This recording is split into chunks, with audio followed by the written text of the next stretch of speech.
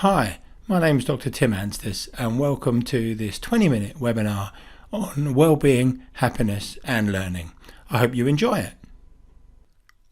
Hello, Dr. Tim Anstiss here, founder and wellbeing lead at Collab People Limited, and thank you for joining us on this webinar about learning and how it can contribute to personal well-being. And I'll be sharing with you what well-being is, where it comes from, so we'll be learning about well-being. We'll be talking about how to improve well-being and also strengthening the connection between learning and well-being. So a little bit more about me. I'm a medical doctor. I've trained in a range of different therapy and coaching approaches, and I write about these and train others in them too. I'm a lecturer at Henley Business School on the MSc in Coaching and Behaviour Change, and I've been running workshops, seminars, webinars on stress, mental health, well-being and happiness for many years. I'm a behaviour change specialist. I've been involved in several national and international behaviour change programs, and a big part of what I do is coach and train coaches to become better at coaching. And I'm a co-founder, as I've mentioned, of Collab Limited. So let's talk about well-being. Well, I'm a student of this stuff. I've been curious about it for quite some time. I have far too many books on the subject. And in one study, the ratio of articles dealing with negative aspects of human functioning compared to positive aspects of human functioning was about 17:1. What you see is a rapid growth in published articles in scientific journals around topics like well-being, life satisfaction and happiness. And you can see this also reflected in exponential growth of articles about well-being in the online database PubMed. Now, when you become president of the American Psychological Association, you have to have a theme for your presidency. And this is what Martin Seligman said in about the year 2000. The field of psychology has since World War II become a science and practice of healing. It concentrates on repairing damage within a disease model of human functioning, and I propose changing the focus of the science and the profession from repairing the worst things in life to understanding and building the qualities that make life worth living. And I call this new orientation positive psychology. Now, we didn't invent the term. I think a chapter in the book by Abraham Maslow, Motivation and Personality, in 1957. The last chapter was called Towards a Positive Psychology. So he didn't invent the term, but gave the field a big boost when he became president. And what's the focus of positive psychology? Well, it's that branch of psychology that focuses on positive emotional states, lives that go well, optimum human functioning, human thriving and flourishing, human strengths and resilience, and institutions and environments which enable and encourage thriving, including learning. Lots of evidence that happiness is good for you. Happy people tend to have better health, stronger immune systems, they may live longer, they seem to be more successful in life, and have more rewarding relationships, and cope better with stress and loss. And it's not just that these things can lead to improved well-being and happiness. It also seems to be the case from some studies that having good well-being and happiness actually leads to these things. So there's a two-way relationship. We can look at a mental health continuum. So you have poor mental health and mental illness at one end, and you have thriving and flourishing at another end, doing well, being engaged in life. And in between you have languishing, and one large study suggested that maybe 20% of US adults who were free from mental illness were languishing in life. So lots of people are doing okay, but not necessarily thriving. And then you also have this condition known as burnout, which is increasingly prevalent in some professions, including my profession of healthcare, characterised by feelings of exhaustion and cynicism, detachment from work, and feelings of ineffectiveness and lack of achievement.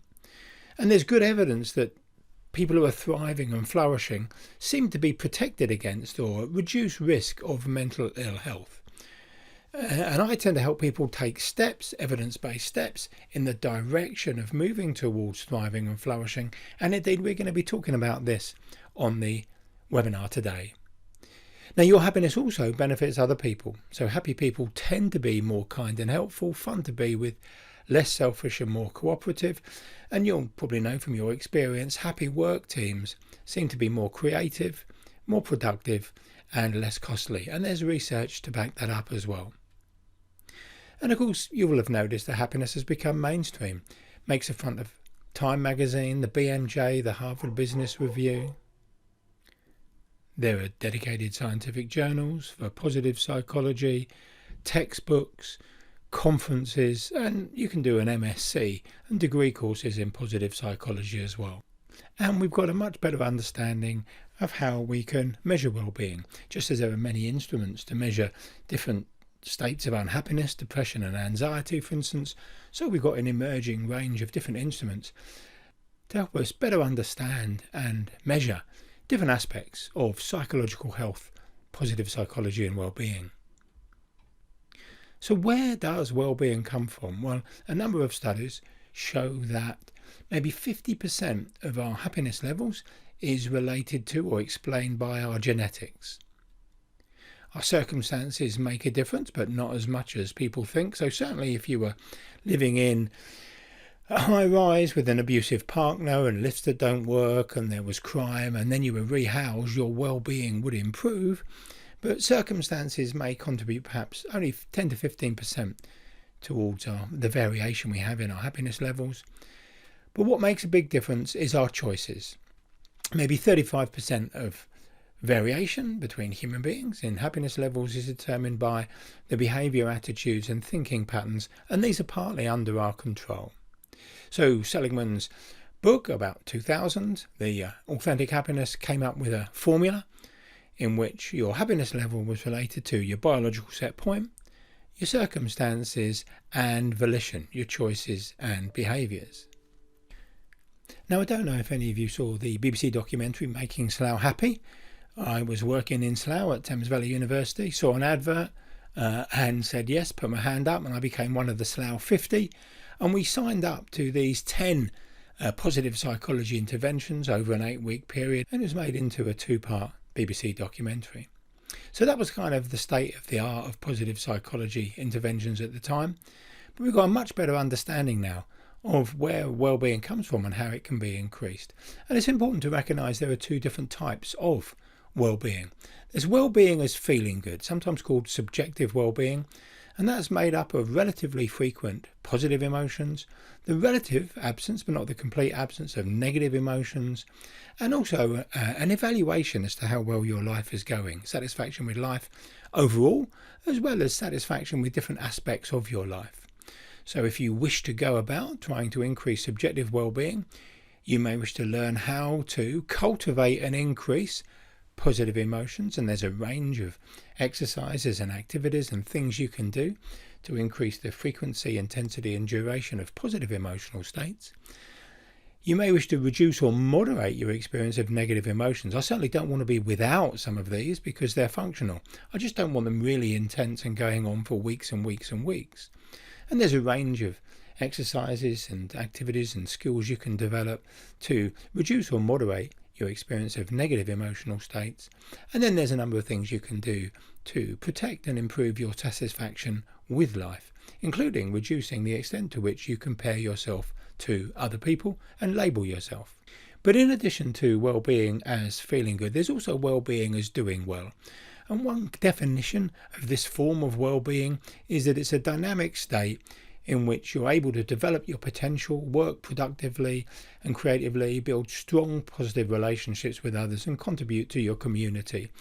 And this form of well-being is enhanced when you're able to fulfill your personal and social goals and achieve a sense of purpose in society.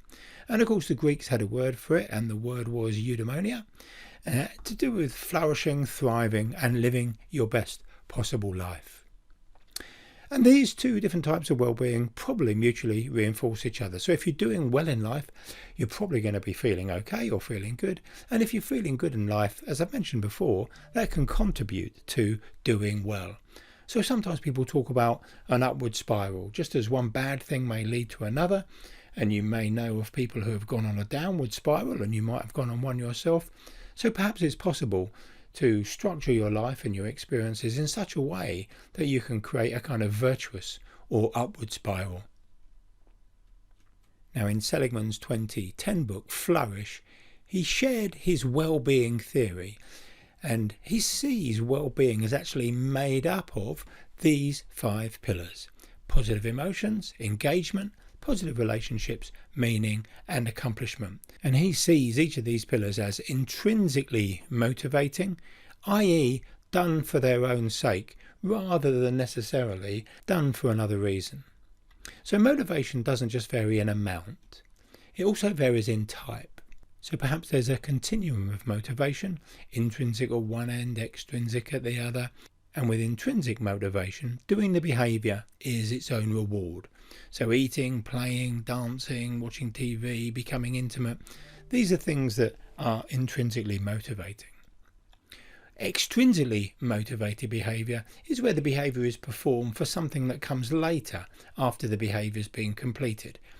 Maybe dieting and being nice to some people, or maybe tidying up a house. But there is indeed an overlap. So for instance, I find going to the gym intrinsically motivating. I want to go there, I enjoy it while I'm there, but also it's extrinsically motivating as I go to the gym and lift weights for some of the things that happen after I've been to the gym. Similarly, running with dogs, I don't really enjoy. I do the behaviour because it's good for me when I stop. It has some health benefits for it, and I feel better about having taken the dogs out. But sometimes running is intrinsically motivating, or moments of it, because I enjoy contact with nature. So a question for you: what's your motivation for learning?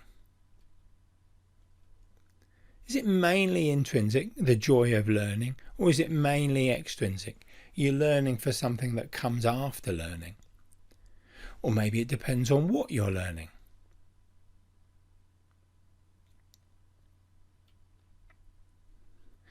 So that was an overview about the science of well-being, and now let's look at learning to actually become happier and have more well-being. Well, to strengthen the pillar of positive emotions, here's a range of things you might do.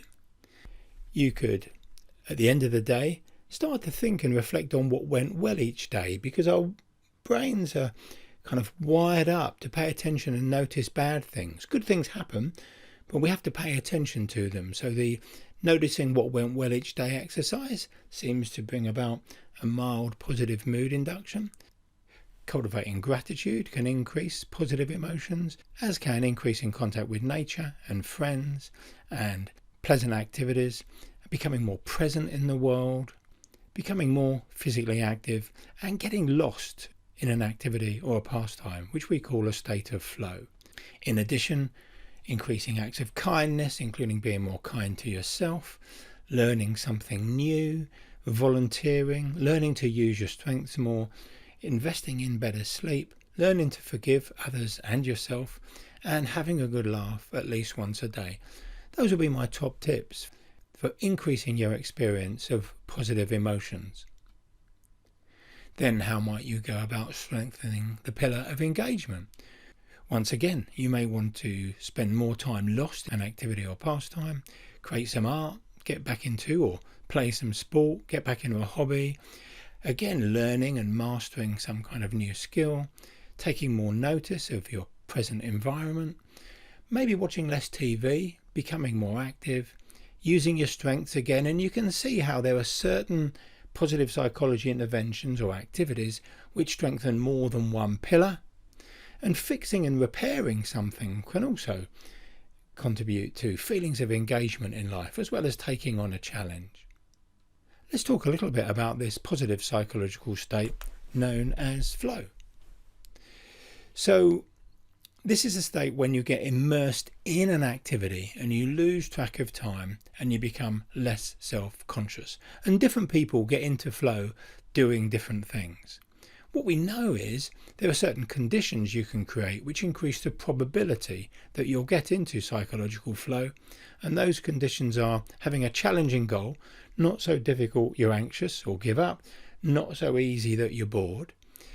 It requires the use of your skills, a period of concentration, and feedback on progress. So one way to increase well-being at work is to create the right conditions for you to enter the state of flow.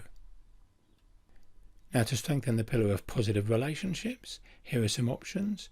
You might choose to increase contact with friends, learn how to become a better listener, including putting your phone away when you're with people, become more caring and supporting and compassionate towards others, express gratitude to people, spend more time with positive and supportive people. Becoming more assertive and communicating what you want and don't want can help improve relationships, as well as volunteering, learning to forgive yourselves, joining a group, and maybe reducing the amount of time you spend with people who undermine or reduce your personal well-being. And here are some options if you wish to strengthen the pillar of meaning. There are some values clarification exercise to help you get a better understanding of what really matters to you, and then you may wish to update your goals in line with your values. Help people do things they can't do on their own can contribute to meaning and purpose in life. Practicing mindfulness, and mindfulness isn't one thing, there's many different aspects to mindfulness. Reading more or better books, doing some voluntary work, and as we've mentioned in other pillars, discovering what your strengths are and finding ways to use them more often. And other things that can contribute to increased meaning, getting back into a hobby or pastime, learning something new, fixing and repairing something, learning to be more kind towards yourself, cultivating self-compassion, joining a group and taking on a challenge. And finally, if you want to strengthen the pillar of accomplishment to improve your level of well-being, here are some options that can help with that. And it's nice that some behaviours seem to strengthen more than one pillar of well-being, because that may make your well-being improvement efforts more efficient and effective. And I don't know where I first heard this phrase, but I do rather like it. We're built for the climb, not the summit. So sometimes you reach a goal that you've been striving for a while, and you may not have the sense of elation that you anticipated. And it may be that it's making progress towards goals that's more associated with positive emotions than reaching the goal itself. So how do we best design our own learning to maximise well-being? Well, we can use well-being theory again. First of all, make your learning fun and enjoyable to increase your experience of positive emotions. Secondly, create the right conditions to experience flow and engagement during chunks of learning. Thirdly, learn with people and find ways to make sure learning strengthens positive relationships. Fourthly, ensure your learning is meaningful and relevant to you as an individual. And finally, set small learning goals and celebrate small wins to maximise feelings of accomplishment and achievement. So, in summary, the determinants of happiness and well-being are increasingly well understood. You can learn about well-being, and I'd like to think you've learned something about well-being from my webinar today. You can learn to become happier over time, but that also requires not just learning about happiness, but behaviour change and doing things differently. And you can design your learning to contribute to your well-being as well. And finally, we can all grow in wisdom and learn to make better choices over time. So finally, I'd like to thank you for joining me on this webinar about well-being and learning today. I've really enjoyed preparing and delivering it, and thanks to Anne-Marie for inviting me to deliver this presentation as well. And if you want to explore any of the issues that I've covered and learn more about how we can help you take steps to protect and improve well-being of groups and other people in and around the workplace, feel free to get in touch. Thank you very much.